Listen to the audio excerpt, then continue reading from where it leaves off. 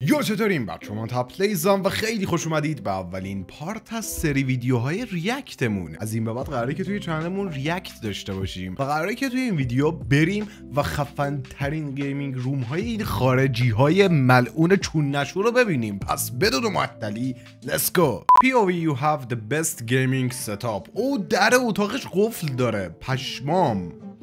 واو، رنگشو نیستم، نمیدونم نظر شما چیه در این رابطه، ولی ستاپ گادیه. واو کیسشو. ستاپ بعدی برای یک انیمه فنه که باز نمیشه. خدا ما اینترنت هم نداریم، یعنی برای دیدن اینا همین ستاپ ها رو نداریم.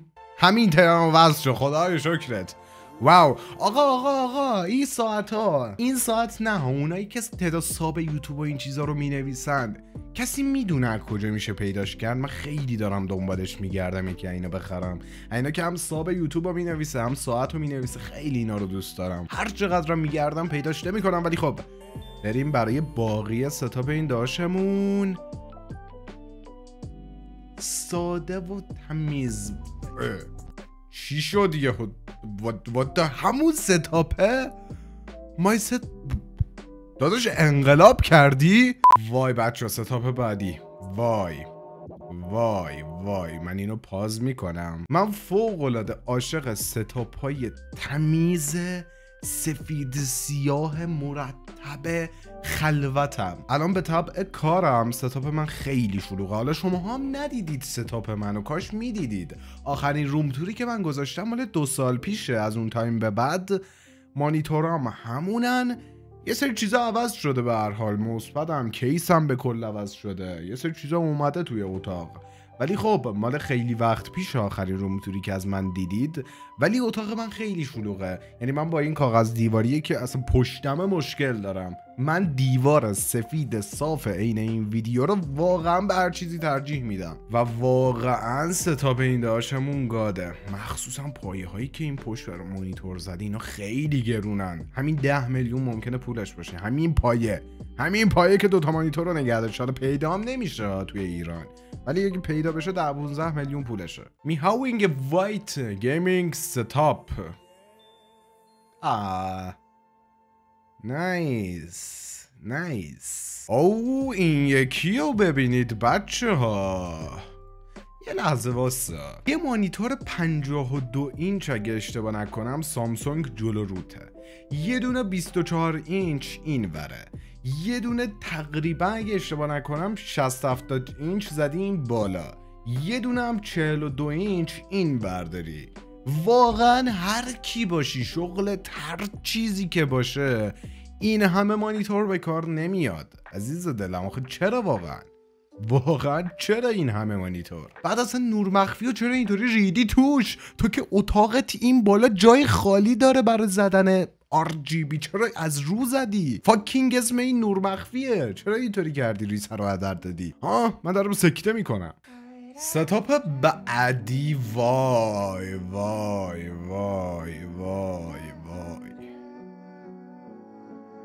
خیلی خوشگله، خیلی ستاپ خوشگلیه. یعنی اصلا یاد سایبرپانک افتادم. هیچ حرفی دیگه برای گفتن نمیزه. واقعا عالی. نایس. هیچ ایرادی نمیشد از این ستاپ گرفت. اوکی بچه گیمینگ روم بعدی فکر کنم قراره که فقط سیستمش رو بکنیم تو چشمون، ولی فعلا ویدیوش لود نشده. یعنی من منتظرم. لود شد. نایس. واو حاجی اصلا با ستاپش کار ندارم بچه، فقط تابلوهای انگیزشی خفن زده. ایول منم اینطوری دارم تابلومون بالا، ولی نایس. واقعا نایس. کیس رو ببین. اوکی اینو ببینید. وای چه حرکتی زده ده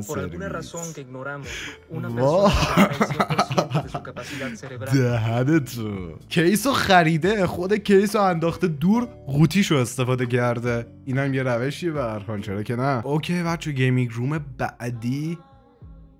من عاشقشم. وای چقدر تمیز. چقدر تمیز، چقدر خوشگل.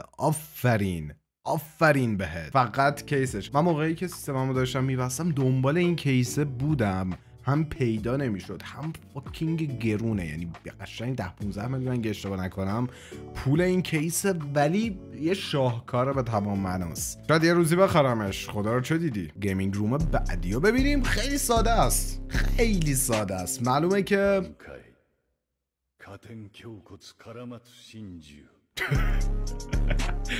اوه نایس آفرین، خوشگل بود. وای بچه اینو ببینید، این بهشتو پیدا کردم. و این همون قاب کیس هست که بهتون گفتم من میخواستم بخرم، گرون بود.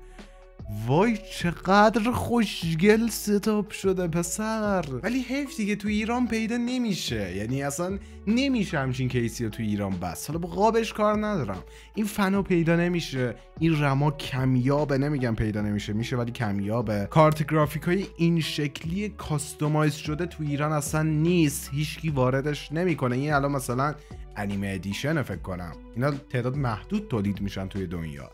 و دیگه بخوام واسهتون بگم خیلی خوشگله این کیس، واقعا خوشگل بود، مخصوصا وقتی خاموشه. اوه اینو ببینید داداش، داری با خودت چی کار میکنی؟ سفینه ساختی، دهن سرویس. این دیگه گیمینگ روم نمیشه اسمشو. درو ببین، تو درو ببین ملت با خودشون چی کار دارن میکنن بچه‌ها. من واقعا نمیفهم، یارو سفینه ساخت اصلا. چی بگم، فرد و روز مثلا یهو از این دیزاین بدت اومد، نظرت عوض شد، میدونی چقدر باید خسارت بدی سر عوض کردنش. آگه بچه ستاپ بعدی چیکار میخوای بکنی؟ اوکی، سقف رو روشن کرد. بچه یه چیزی رو بهتون بگم، اینو سقف تو اینستا خیلی پر شده، آموزش و ایناشو میذارن، سمتش نرید لطفاً. اوکی، اونایی که رفتن به کنار. اگه یه درصد توی ذهنتون هست که سقف اتاقتون اینطوری کنید، سمتش نرید. اولا اینکه خوب در نمیاد، این حالا ویدیوش حرفه‌ایه خوشگل شده، تو واقعیت خوب در نمیاد. مورد دوم، اون ریسه‌های جرقه کوچیک بده، کل اون پنبه ها میسوزه و به طبع به پشتوانه اون کل خونه میسوزه. پس این کار احمقانه است، ولی یه حس غربت داره. حال نکردم، نه واقعا حال نکردم، با اینکه خفنه ها گیمینگ رومش، واقعا هزینه‌ش، ولی حال نکردم، یه حس غربت عجیبی داره، ولی مبلش رو حال کردم. بچه‌ها این بود از این ویدیو، امیدوارم که خوشتون اومده باشه. حتما نظراتتون رو توی کامنت ها بنویسید و بگید که کدوم گیمینگ روم به نظرتون خفن‌تر بود. منم بعد دیدن این ویدیو یکم چیز شدم که یه کاری بکنم، حالا نمیدونم چی کار، ولی واقعا دوست دارم یه تغییراتی توی اتاقم بدم و یه روم تور واسهتون بگیرم، ولی خب ممکنه یکم زمان ببره. در هر صورت خیلی ازتون ممنونم که این ویدیو رو دیدید، خیلی دوستتون دارم و تا ویدیوهای بعدی see you.